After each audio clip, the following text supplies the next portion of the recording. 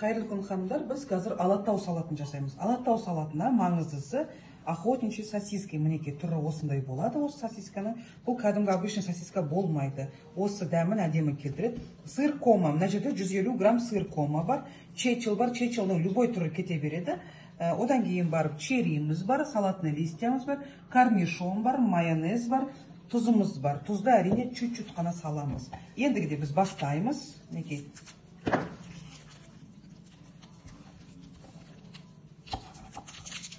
Осы сосискаларымыздың бәрін. Бізге где-то қазір мына жерден 3 штук сосиска жетеді. Бұны аламыз да қатты ұзын қылмай осылай қиғаштан кесіп аламыз. Егер ұзындау болатын болса, ауызға жегенге де ыңғайсыздау болады. Қатты жұқалағыда қылып кеспейміз, қалыңдау қылып та кеспейміз. Осындай көлемде кесіп аламыз. Осының бәрін осылай кесеміз, турап аламыз. Мінекей.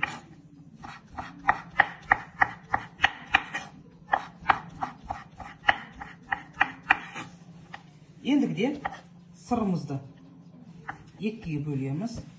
Одан кейін бар. Тура ортасынан 3 бұрыштап кесеміз. Бұл әдемі формада түсу үшін. Комма сыр дәмді болады бұған. Мына салатымыз бізде примерно 2 порцияда шығады бұл салаттың өзіне. Қазіргі уақытта тарелкаға салатты үйіп салу модада емес. Үлкен тарелканың ортасына кішіректеу қылып салаттарымызды саласыздар. Мінекей. Турап алдық. Чечилімізді да осындай кішіректеу қылып тураймыз. Ендігіде бұның барлығын алып, ыдысымызға салып аламыз.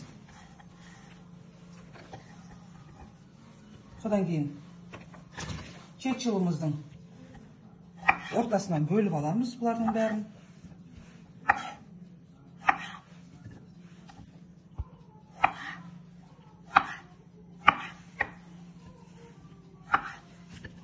Жылдам дайындалады, әрі дәмді.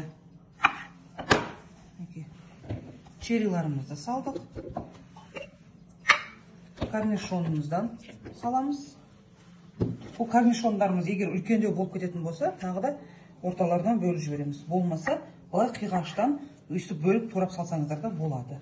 Мінекей.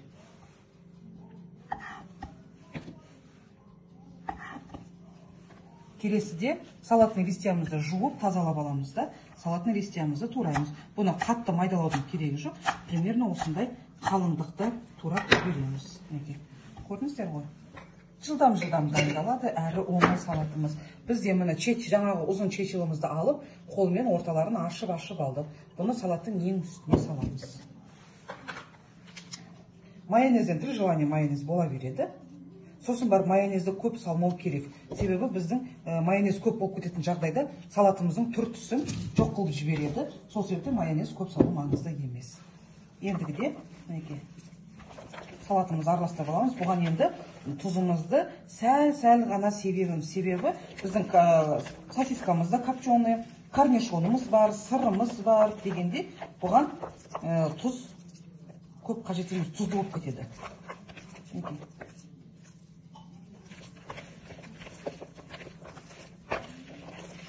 Жылдан дайындалады, әрі жеңіл салат. Тұзы да бәрі тамаша, керемет. Ендігіде мынандай тарелкамызды дайындап алдық. Бұл тарелкамызды тура ортасынан үстінен үйіп, әдемелеп саламыз. Салаттың үстінен баспаймыз. Салатты не ғұрлым көпсітіп, әдеме қылып салған сүйкімдірек көрінеді. Мінекей.